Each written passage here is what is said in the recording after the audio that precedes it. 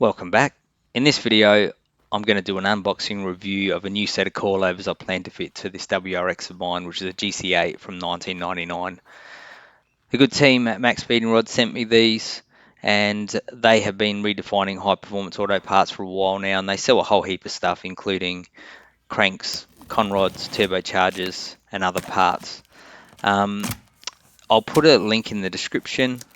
They provided me a coupon that you can use to get 15% off of anything from their website, which is great.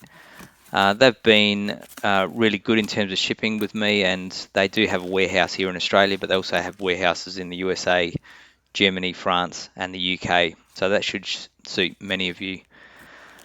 At first look, the quality of these looks amazing, and to think you can buy this complete set for around $400 Australian is just unbelievable. So I've never seen a set of coilovers at this sort of price mark, and you can see the finish on them is really nice. So visually I can't knock them. I will do a video in the next few days of the install, and I'll go through exactly how to do that. I don't think the install is going to be that complicated, and I think this will be suitable for most people who have some basic mechanical skills. So I'll put them in, and these will give me the ability to lower the car a little bit as well. So I'll just see how it looks. The car's reasonably low already, but it's nice to know I can adjust that, as well as the camber angle, as you can see from that top plate. Now these are available in this color, gray or red.